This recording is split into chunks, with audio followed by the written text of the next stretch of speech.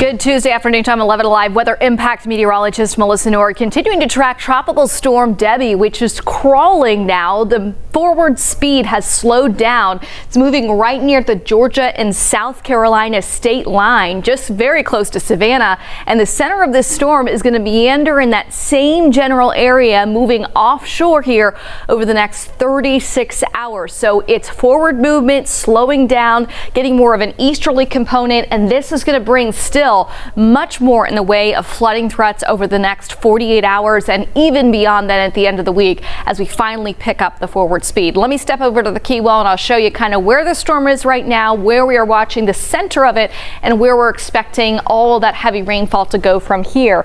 We'll zoom in. You can see in Atlanta we've had some cloud cover, but the biggest swath of rainfall has been just east of Valdosta all the way through southern Georgia, southeastern Georgia into Charleston, South Carolina. They also had some pretty significant rain totals. These are 3-day rainfall totals there through parts of western Florida. So they did have some really significant flooding, over 500 water rescues in Sarasota, Florida, as the storm was east of there.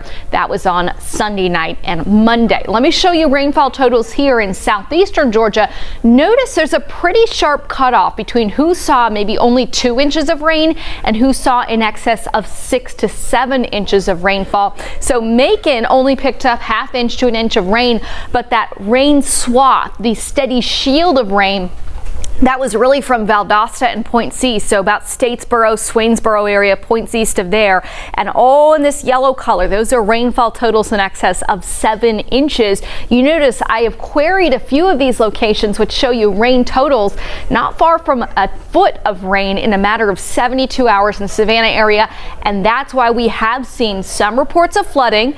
Now, it didn't all come in a 2-hour window, so luckily that's helped a little bit with the flooding impact, but already today, new information coming in. Our 11 Alive reporter Cody Alcorn has been in Bullitt County where there's been a dam failure because of all of the rainfall. So he'll have that live on 11 Alive at 4 on OTT and also on 11 Alive at 6 after the Olympics this evening. But the center of Debby right now, it's holding on to that tropical storm force in terms of the max winds just barely, but it's right over Savannah and right over the state line as you're driving along 95. So we'll zoom in and you can kind of see the center of circulation right here, so not far from Tybee Island. And this thing is going to move offshore over the next 24 hours and then pivot back in towards shoreline as we get into late Wednesday and Thursday time frame, as the steering currents are really just falling apart for this storm over the next couple of days before it finally picks up its forward movement. You can see on the northern side of this storm we have these rain bands producing much heavier tropical downpours. In fact, a tornado watch remains in effect from Charleston up into about Florence as well, and up into Wilmington, North Carolina. And it's these rain bands that are coming on shore, these tropical rain bands, which produce that tornado threat as it goes from water into land. We can see a little bit of spin happening often with landfalling tropical systems. But also on this side of the storm, we call it the dirty side of the storm, we also have the greatest threat of flooding. And that's because the rain amounts, the rain rates are much higher. And as the storm stalls, South Carolina, kind of the eastern half of the state, and North Carolina, again close to the coast, these areas over the next 48 hours will remain stuck in this heavy rainfall threat. And that's why the most significant flooding threat is going to end up transitioning from South Georgia in through the Carolinas here for the rest of the next couple of days. Now, we're not necessarily done with flooding threats. It's just not as significant as what I think they're going to be in the Carolinas. Tropical storm warnings. They have now started shaving off part of South Florida from those tropical storm warnings. Debby is still going to stay a tropical storm because it's moving back over water.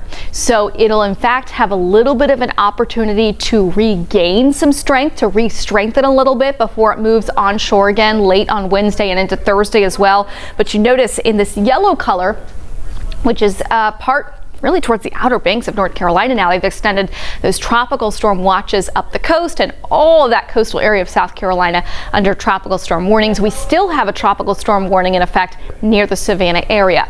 Let me show you the spaghetti models. This is showing you where the center of Debby is based on several different weather models. Each line represents a different weather model, where the center of the storm is. Remember, effects are felt well outside of this. But why I'm showing you this is because you're going to see the steering currents changing. Tropical systems don't have a roadmap of where they're going to go. They get steered by larger features in the atmosphere. And with Debby in particular, we're kind of losing those steering currents. So like the steering wheel is off the car right now. We don't have a direct movement of swift movement in one direction. So it's going to meander around. Watch this. The models through tomorrow. This is tomorrow night. They have it kind of going out and coming back inland north of Charleston. Okay. Then as we get into Thursday time frame, the steering currents take this back onshore. Now, does that onshore movement happen over central South Carolina, or might it be more of a due west movement? Most models take it into South Carolina by late Thursday and into Friday. There are a couple of outliers that take it further west and towards Georgia, but as of right now, we believe that those are outliers. The general consensus, which goes with the National Hurricane Center track, takes it in through South Carolina. So again, then it'll pick up forward movement. All the remnants, all the rainfall, that's going to get swept up along the East Coast. And you'll see that on our rainfall map over the next 7 days. This is the newest outlook from the Weather Prediction Center. Notice not much rain in Atlanta. Savannah could pick up another 3 to 6, maybe 7 inches of rain at the most. But where the flooding threat will transition to over the next couple days, that's kind of this northeastern quadrant of South Carolina in through southern North Carolina. That's where there could be some isolated rain totals that are in double digits still, and even approaching maybe a foot of rain additional possible. This is over the next maybe 3 to 5 days, depending on how quickly Debby ends up picking up its forward speed. So flooding threat, this is for Tuesday, for today. They still have that high flooding risk for just a little bit of southeastern Georgia, but really stretching through all of coastal South Carolina into the little part of North Carolina there up closer to Wilmington. So that's where the highest flooding risk will remain. We'll notice all of southeastern Georgia is still in a risk of flooding today, and that's why there is a flood watch remaining in effect through this evening. But as I showed you where those tropical feeder bands are, those rain bands with the heavier rainfall rates, that's going to impact the Carolinas more than it is Georgia now that the center of Debby has moved further up the coast. So if the center of Debby was still south of the Savannah area, we'd see more of that heavy rainfall threat. But now the rain rates are lighter, even though they are still dealing with this steady sheet of rainfall there. Flood watch, notice in the red colors, these are actually flood warnings, which there are flash flood warnings in effect all along the coast there between Savannah and Charleston. Many of those areas have already picked up about a foot of rainfall. What about here in North Georgia? As we've been talking about with Debby's track, we're on the dry side of the system. So with a northeast wind, it pulls in drier air here. So although a couple of very isolated showers may develop on the outskirts of that rotation, we're not going to see much in the way of rain the rest of the week. In fact, rain chances 20% or less each and every day. If that track wobble that I showed you on the spaghetti models took it due west more, that outlier scenario, we would see some additional rainfall, but that is unlikely rather than being likely.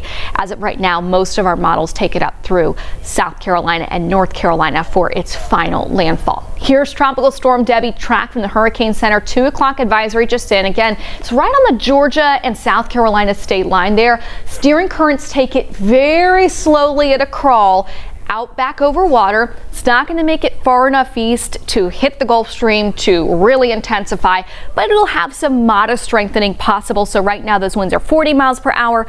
By Wednesday morning, it's offshore of Charleston. It has the winds up to 50 miles per hour with some higher gusts. Then we get those steering currents changing, moving more due north, picking up forward speed a little bit. So after it makes landfall, it's bringing all that tropical moisture up into the mid-Atlantic and even into the Northeast. So they will end up seeing even a flooding threat up into the Northeast with some areas that could get in excess of 3 to 6 inches of rainfall. Let's talk about impacts here locally in North Georgia. It is all about just some breezy winds and a little bit of cloud cover. Very low chance of some showers, but that's one of the things we'll be tracking. But because we're on the outskirts and the drier side of this system, it's really that northeast breeze that you felt yesterday. It's with us again today. So you see the forecast track for wind gusts today, some gusts around 20 to 25 miles per hour. They might be a little bit higher out closer to Eatonton, closer to the center of Debby, but for the most part, The strongest wind gusts stay closer to the storm, and that's also where the rain is going to end up being. So we'll stay on the drier side of this system, keeping some of that airflow going during the afternoons, which is well welcome because our temperatures are up in the 90s today and for the rest of the week. Wednesday and into Thursday, as Debby starts to move inland, we might see a few of those wind gusts picking up in East Georgia again, depending on where that final track of the storm is. But I don't expect any really high winds anywhere in the metro area. Just a breeze all the way through Thursday here across the North Georgia area. So again, Debby's on that South Carolina and Georgia state line right now, about to move offshore, moving slowly over the next 24 hours east.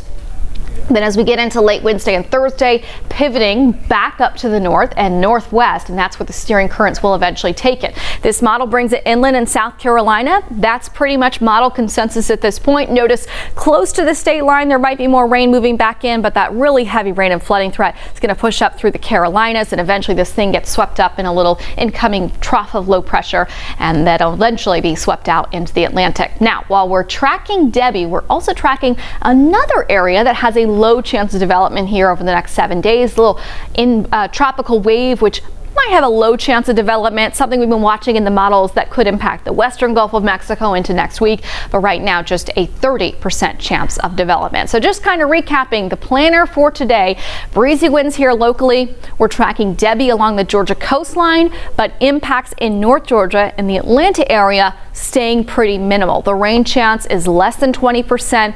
We're tracking, yes, some clouds, especially east of Atlanta, but it's going to be warm out there today, warm out there tomorrow. For today, about 90 the high temperature. This is actually tomorrow's day planner, bringing it up to about 94. So again, that is the latest on Tropical Storm Debby.